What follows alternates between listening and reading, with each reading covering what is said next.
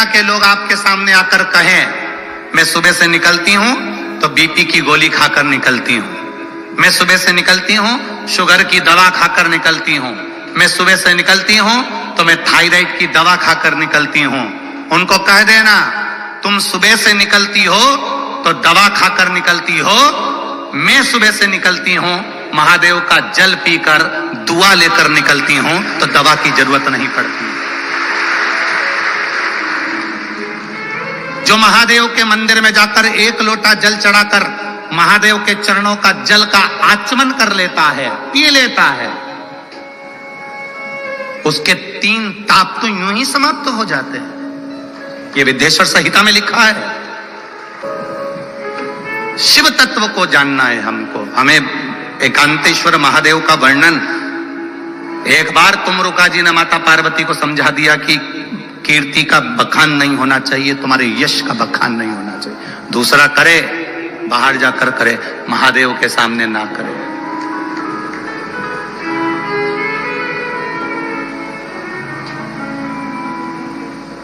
Mount Everest की चोटी सबसे ऊंची चोटी है, बोलो सही है कि गलत है? कैलाश पर्वत तो उससे भी नीचा है, पर किसी इतने माउंट एवरेस्ट पर चढ़ने वाले थे, इतने ऊपर उन्नति की सीढ़ी पर चढ़ने वाले थे, एकाध किसी का नाम छाट कर बता देना कि जो कैलाश पर्वत के ऊपर चढ़ गया, कैलाश पर्वत के ऊपर चढ़ गया, उसका एक का नाम लाके दिखा दो कि ये कैलाश पर्वत के ऊपर चढ़ा था, ये कैलाश पर्वत पर चढ़ गया। माउंट एवरेस्ट पर चढ़ना सरल है, पर कैलाश पर्वत भले उससे नीचे है, पर उस पर चढ़ना सरल नहीं है। क्यों? क्योंकि उसका तत्व मात्र कैलाश को छू लेना, मात्र शिवलिंग का स्पर्श कर लेना, मात्र शंकर पर चढ़े हुए जल को मात्र पी लेना, उस जल में इतना बल आ जाता है कि बड़ी बड़ी रोग और बीमारियां दूर हटती चली जाती है और आप आगे बढ़ते चले जाते हैं।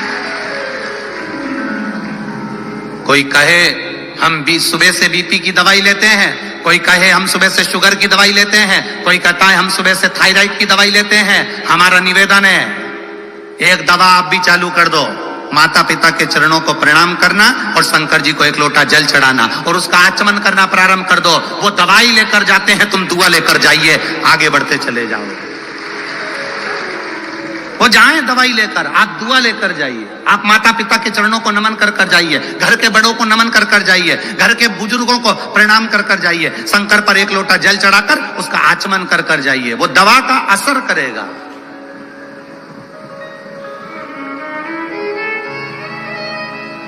एक शिवलिंग में कितना बल होता है, लोग उसको पत्थर समझते हैं, लोग उसको पाषाण समझते हैं, लोग उसको कंकर समझते हैं।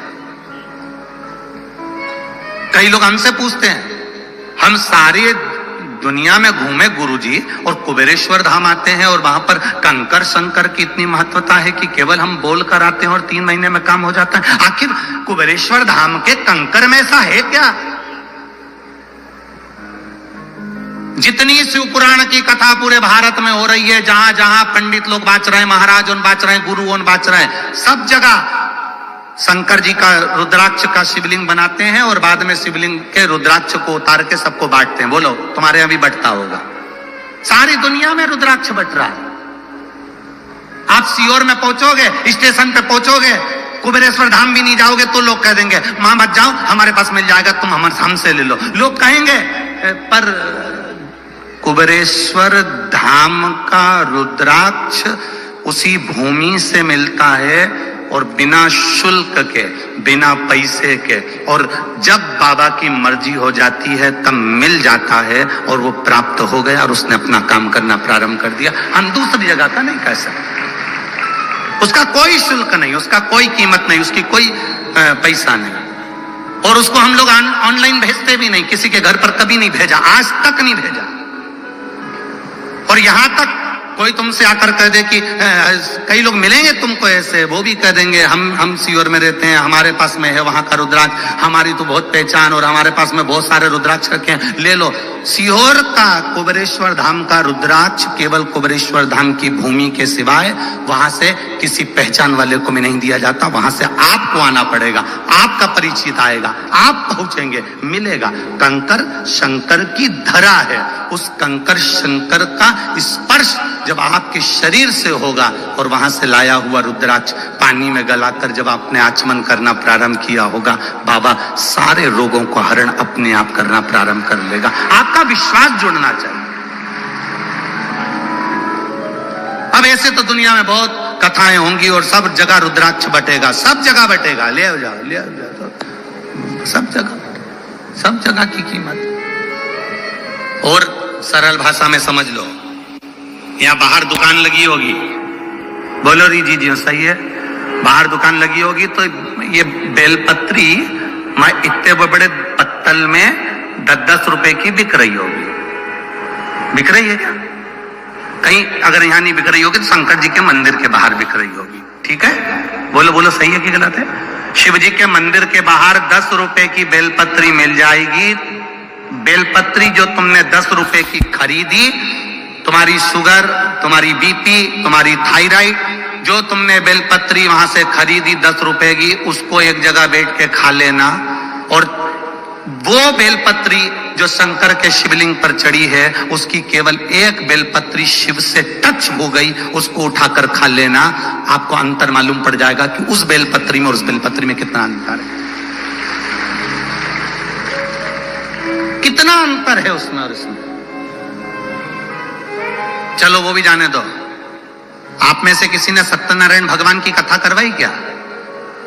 जिन ने कराई जरा हाथ उठाओ तो। सबने कराई है? रख लो। सत्यनारायण भगवान की कथा में प्रसाद बनता है, काय का बनता है? आटे का सेक के शक्कर मिला के प्रसाद बनता है। अब तुम एक प्रैक्टिकल करके देखना, एक कटोरी सत्यनारायण भगवान का प्रसाद सत्यनारायण भगवान की कथा में भगवान के सामने रख देना और एक कटोरी प्रसाद सेक के फ्रिज के ऊपर रख देना। जब सत्यनारायण जी की कथा पूरी हो जाए, पूजा पूरी हो जाए, हवन पूरा हो जाए, आरती पूरी हो जाए, दोनों प्रसाद को उठाकर खाना। पहले सत्यनारायण भगवान को जो भोग लगाया उसको खाकर देखना और एक जो फ्रिज के ऊपर रखा है उसको खाकर देखना। जो फ्रिज पर रखा होगा उसमें स्वाद नहीं आएगा, जो भगवान के सामने लग गया उसमें स्वाद बढ़ेगा। अब वो भी जाने दो और समझ लो, गलती नहीं हो इसलिए समझना जरूरी। और समझो, तुम्हारे घर में कोई इतना बड़ा फल आता ना, कद्दू, क्या बोलते? कद्दू की सब्जी, मिक्स वेज सब्जी, राम भाजी अपने घर में बनाकर खाना, पूड़ी अपने घर में तल कर खाना, और वही कद्दू की सब्जी, वही राम भाजी किसी भंडारे में मोटी मोटी पूड़ी और तोड़ तोड़ कर खाकर देखना, अपने आप मालूम पड़ जाएगा स्वाद कहां का आया। घर में स्वाद आएगा कि भंडारे में? कितनी जल्दी बोले रे, कहां स्वाद आएगा? भंडारे में स्वाद आएगा, स्वाद प्राप्त होगा।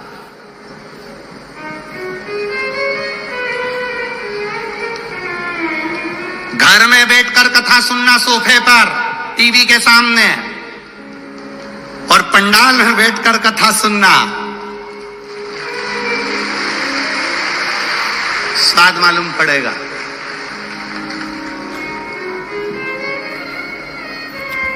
घर में तो टीवी के सामने तुम हो और सीहोर वाला महाराज, और तुम्हारे हाथ में रिमोट। जब चाहो जब महाराज बन, जब चाहो महाराज चल। ठीक है? और यहाँ का स्वाद कोई इधर से दबाए, कोई उधर से दबाए, महाराज ही नहीं दिखे। ऊपर से भोलेनाथ जी को जितना पानी चढ़ाया रात को पूरा बरसा देता।